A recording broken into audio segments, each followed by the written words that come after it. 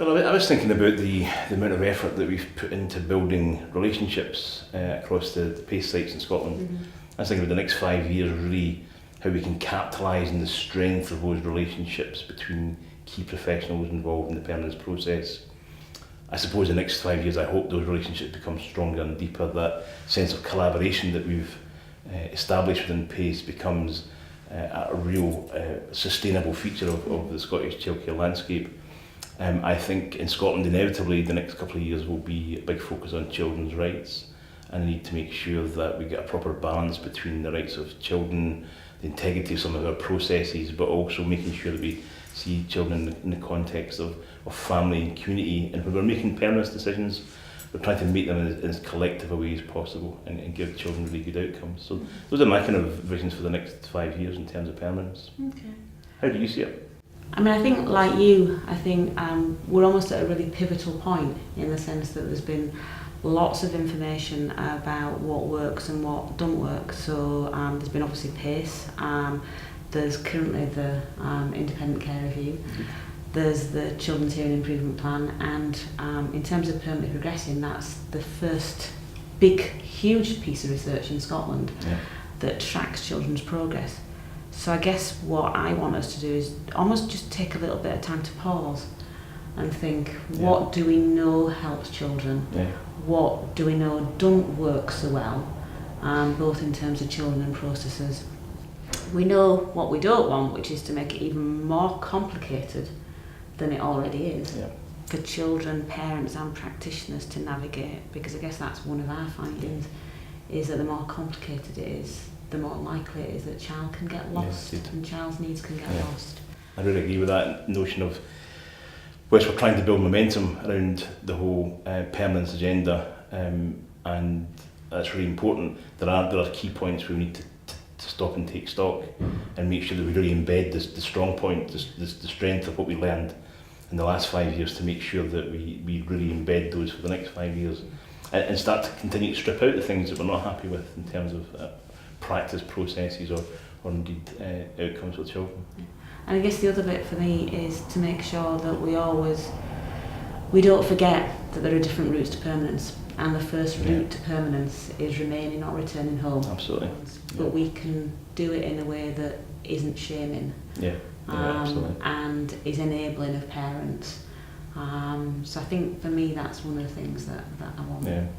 I mean, I for such a small country, I think it's really important that Scotland, our first protocol in permanence has to be wherever possible, children and their families and in their communities, and really doing everything we can to put the right kind of help and support to enable families to do the best they can.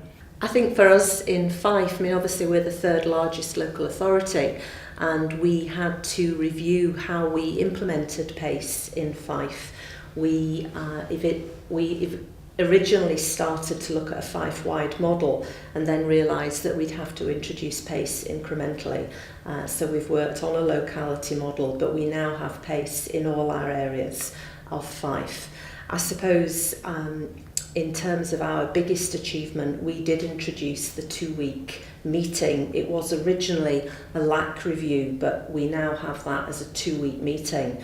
And that early consideration of any permanent destination for our children begins at that point. But of course we are using permanence in its widest sense, and obviously looking at return home as much as alternative families. But I think you're much newer to PACE. Where are you starting from? We've decided to look at the locality base, in principle because we're a rural community. We found that was easier just to draw everybody around the one location to help us look at how we were doing that, and then rolling it out across the whole of Argyll. That has quite a number of inhabited islands and various places you have to travel to by ferry, etc. So to do it across the whole council would have been quite a challenge. So we've selected Helensburgh. One of the most significant things, I suppose, was our learning from the data that was provided, hearing our story back and beginning to consider how good we were actually doing at that given time. the data wasn't good reading when we reflected on that, and that presented a good challenge for us about how we would go about our business to make the changes that were necessary for the children that we hope to support right across Argyll. So we began to look at some of the PACE programme to enable us to do that. More recently, we have doing the storming process, and we are very active just now. We've got quite a lot of engaged social workers, and we've engaged them in activity to the point that they're gone away and they are seeking to fix and support the problem to make that situation better. So we've got quite a 58 weeks was the length of time it was taken, and we'll set a target and aim for 30 weeks. So we're hoping to achieve that over time, but again the target being one specific area, and then looking to roll that out across the rest of Argyll. So that's where we are. I think the data and getting that clean, accurate data is such a major part of the PACE work. We're currently confident that certainly our children coming into the system now, we are very clear about our processes and our timescales, and we're hitting those. But we're also aware that for any of the children who historically there was drift and delay, we're very keen that we get our data to accurately reflect who those children are, so that we can actually separate any children that have been subject to drift and delay from the children who are coming new to the system. Mm-hmm. And what we're currently working on is a test of change, whereby we may have to acknowledge that for some children for whom there is no plan to return home, and for whom there are no further planned moves, even if it's not pure permanence, we're looking at a way of getting those situations agreed as a permanent destination. And I suppose for us, in terms of the human side of PACE, which is about the benefits for children and their families, we're very keen that some of those decisions, which may not be totally clear either for the child or for their parents, is actually made very clear. And we're certainly doing that with children and young people who come into the system now.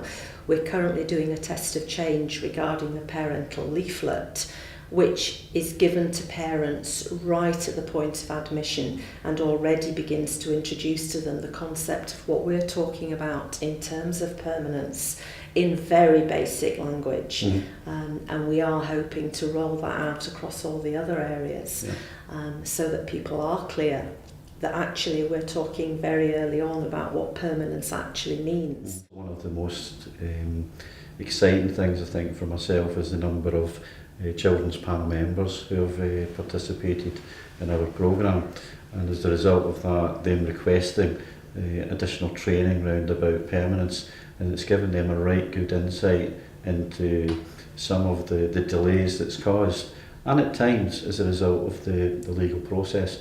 And there's been significant buy-in for that, and that's been one of the, I suppose it's a byproduct, but it's been one of the things that's happened in our area that's probably been really quite exciting, because we've got 3 regular panel members who come along to the PACE programme, along with their senior managers.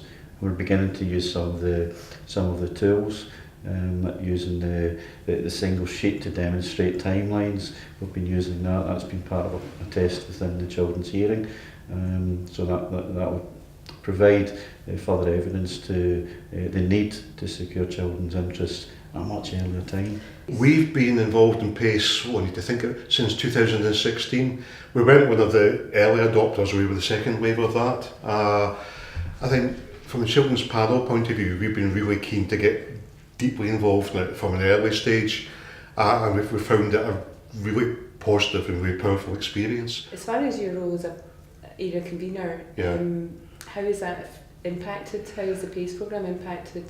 I think like most PACE partnerships, there's a champions board which does this overall steering and direction of the project in the area, and I sit on the champions board with that. We've also got one of our panel members on the champions board, because I don't do panels. I'm very keen that there's somebody with actual panel experience joined in and could share their experience with social workers and with other partners involved. And we found that really, really helpful. So I take part in discussions, I join subgroups, I go to lots of meetings, but I found that PACE has been really, really useful as far as we're concerned.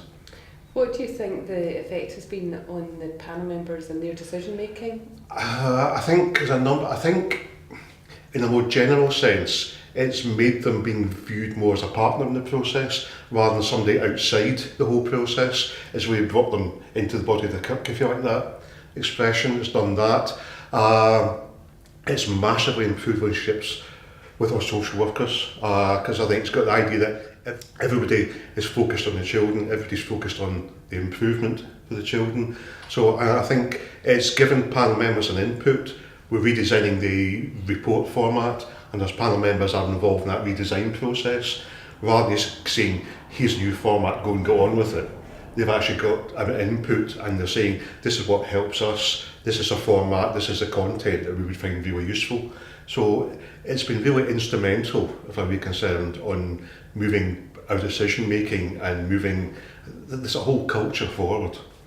Do you think one of the original aims of PACE programmes to reduce drift and delay for permanence for children across all aspects, whether the child's at home, whether they were in foster care, to permanence? Do you think that focus has been effective for your panel members? I think it has been. I think it's given them more of an understanding of the impact their decisions have. PACE, I mean, again, having just seen lots of other areas figures, we've got a similar pattern where the time lag is dropped markedly. We had a lot of looked after at home children and larger amount than average across Scotland, and that's dropped down. But I think what's important, what panel members have asked, we're confident that those are the right decisions being made. Children are not just being fired through the system for the sake of it. It's taking out drift, it's not doing speed for speed's sake. And we found that, and I think panel members find that really reassuring. We've had training sessions where some of the PACE team have given feedback to the panel members, and they found that really, really useful to actually understand some of the context that they're working within. We'll see. And do you think then there's been a positive impact on children? I think there has been. I think it's quite hard to measure, but we do a lot of work through the Youth Intensive Support Service in East Renfrewshire. We get feedback from the young people there, and they're generally seeing, not universally, we're not there yet, but we're seeing an improvement in the panel experience from that. I think it just makes, we're very keen that panel members understand what it feels like to be a young person who's sitting across from them in a hearing. I think PACE, because it's opened up discussion, has really helped us do that. We have been working with PACE now for 2.5 years, and the early stages were very much looking around how we could gather data so that we could know what actually was happening with our looked after children and children going through the permanence journey in Dumfries and Galloway. We've recently revised our aims. So originally we started with one sort of overall aim, and now we've divided them into 4, and we've looked at a number of small tests of change that will help us consider how we're meeting those aims. So some of the main things we've done is we have developed a new kind of parenting assessment that we're trying out. We've looked at instead of providing a formee on each and every occasion to the permanence panel, for some children, we've combined with our solicitors, we've cross-referenced what was required for a formee and what was required for a permanence order application report. And we've been doing them, and on the basis of that, or the real rationale for that, is to try to cut down the times it's been taking for children to be placed in their final placement. So we also had a Gathering PACE in Dumfries and Galloway event where we were able to talk to our frontline staff about these are some of the tests of change we've been doing, and this is why we're doing it, and this is why it's important. So this is why we're asking you to complete permanence data forms and things like that. And that was to inspire and motivate all our frontline children and family social work staff so that they could think about what differences they could make, because they're the ones obviously that are having that direct and frontline involvement with children and families, and it was to help them understand why we're asking them to do certain things. So in terms of the impact that it's had, we would hope that all the different tests of change, parenting assessments, permanence data, producing timelines that we can take into permanence panels and children's hearings allow for these decisions to be progressed much quicker for children, and that there provides a better evidence base when we are going to the decision making forums, and that the tools that we're then bringing into these decision making forums are really clear to those making decisions, but also to the parents and to the children where they're old enough. One of the things we felt was maybe getting in the way a little bit was we were struggling to get the decisions that we wanted in children's hearings. So that was largely based on frontline staff's anecdotal reports about what was happening in hearings. So we triangulated feedback from panel members and from social workers, and actually there were a lot of positives, but there were some concerns about the use of solicitors coming into hearings and how that would maybe change the approach. And that was then where I wanted to ask you about some of the work that you've been doing to try and, I suppose, keep hearings very child focused and child centred. Yeah, it's something I've been working on for a while. I'm very aware that children's hearings, children aren't always at the centre of their hearings, and it can be very difficult to get the voice of the child in a hearing. Yeah. So I wanted to find some ways that we could really work on that and bring children so they are not only at the centre of their hearing but at the front of their hearing. So we've developed a checklist, which is a very simple checklist for chairs to use, and it covers all the points that we need to cover legally, and with the appeal rights on the back.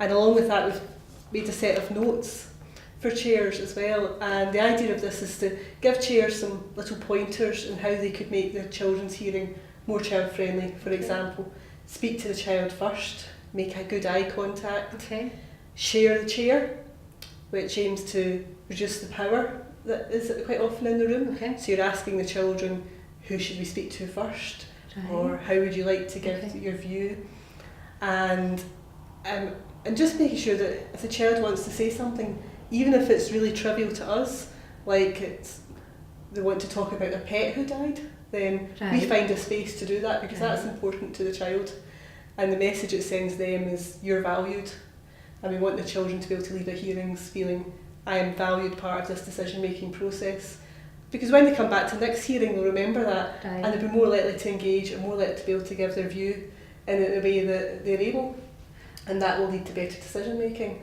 So, and when you've done that, how have the children responded when you've introduced that within hearing? Certainly some of the children have been really surprised. Really? Especially children that haven't... It's quite worrying. Well, children that have been to a lot of panels are sometimes like, oh, I'm being asked. Right, you know? okay. And well, generally, a good chair would be making good eye contact and smiling at them. And if we get that response back from them, then you know you're on the winner there.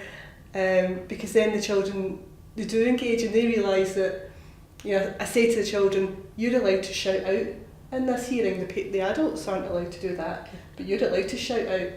And the theory behind that is, you know, if you're nervous and something bubbles up and it, you know, it just blurts out. Yeah. Well, we want to be able to say to children it's okay to do that. So children, I think, if they've been taken aback and they've noticed that something's been different in the hearings, but they have responded really well, and it's... So how have other people in the hearing responded? How have parents and solicitors and other people responded? It's definitely reduced the level of conflict in hearings, because when you're continually saying to the child, and what do you think about that, and oh, remember, I want to hear that joke that you told me, then people are smiling more, and the panel are smiling, and that makes other people smile, and that reduces the tension. So even though we're still talking about very, very critical and important issues, everyone just goes, oh, breathe, smile, and that actually makes the whole hearing go a lot better. And the feedback we've had from the reporters is having a structured way of doing the hearing. It also doesn't surprise people, they know what's coming, And so generally the feedback has been very, very positive. And is there a plan now to roll that out across Dumfries and Galloway? We hope so. We're still in the testing stage at the moment. Okay. There's another 5 local authorities who are also testing it at the moment. But this came from Dumfries and Came Galloway? from Dumfries and Galloway, which is very exciting. We launched PACE in June of this year, so we're in very early stages. We've identified our aims and we've started our tests, so it's an exciting time. We've got a really good sort of buy-in from all agencies. It's feeling very much like a shared responsibility, which is fantastic. Lots of motivation, and I think for me, who's been working with Celsius for years, to improve our performance and permanence, is we had the ideas, we had the motivation, but this has brought the structure. It's brought the structure of the improvement methodology, and it actually means there's a structure around to do that, to learn from other authorities. But most importantly for us, what we've learned is the data. We spent a lot of time getting the data right before we started, and actually that data is giving us exactly what we need to do. We've been working with Celsius for about 2 years, and the focus has very much been on the children who are looked after and accommodated, and really looking at the time frames and recognising that children are not being moved in a timely way. And I suppose that what Celsius coming in has done for the Western Isles is it's pulled everybody together, and we've really talked through what permanency means and what it means for children, and actually how important it is for these decisions to be executed in a timely way and not to leave children really in drift. Yeah. But I guess one of the things it has done for us as well is we've managed to have training sessions. Yeah. And I think that's helped people to focus or shift their thinking a little bit. And it's included everybody, so we've had people from legal, people from education, people from the children's hearing, and I think it's really shifted people's sense of what permanency is. Yeah. And the importance of permanence. But I think there's still, I suppose there's conflict between the needs of the parents and the sympathy and empathy people have for parents, and then what happens to the children. Yeah. Because it's a small community, and people have maybe known the families for a number of generations. So it's been, I think that's the hardest part, is getting that shift to hearing the child's voice as well as hearing the parent's voice. We've learned from authorities like yourself who've 2 years ahead. So what our first aim is actually looking at our looked after children at home. Yeah. We're doing that this now. We're testing, we're reviewing all cases that children have been subject to compulsory supervision order for 2 years or more. We're reviewing all these, and the stage we're at now is to reduce our time that we present a case to our authorities' approval. We're testing having legal meetings at an earlier stage before that permanency recommendations made, and we've introduced a kinship panel, which I'll be chairing the first one next week. So that's hopefully going to help secure us to children within kinship in a much shorter time scale. Mm-hmm. Yeah, because I think that certainly in the Western Isles there are a number of kinship placements. Yeah. But as our colleague was saying today at the meeting, how do you support the kinship carers? Because the issues that the children bring into placement are no different. Absolutely. So, I think that will probably be an area that we need to look at as we go forward with the PACE programme. Yeah. And again, that's the great thing that we've learned, obviously, from people like you, because we're starting up with that. We know that's something, so we're looking across in kinships just as we've got the same problem as children foster care and adoptive placements and moving that forward. So that's the great thing, isn't it, that we can learn from other experiences. And learn from other, like learn from our colleagues in legal and learn from our colleagues in education and from the people who sit in the children's panel and from the reporter. I think pulling everybody together has been very positive for us, and I think it just helps people have an understanding of your own role within that and how one piece of work fits into the other. Absolutely. It's more of a shared responsibility, isn't it? It's not just social work who need to get this better. Everybody can do their part to reduce the timescales? I think I like being part of a national programme as well, because we're very isolated. I don't know about yourself, but we're very isolated, and fostering and adoption is a very small part of the local authority, and so you can become quite marginalised. Yeah. So PACE has also enabled me to have contact with my colleagues in Orkney and Shetland, and then have some really good support as well, because I'm in touch with them quite a bit, saying, what do you do here, or what's your practice here, and that for me has been just very, very positive.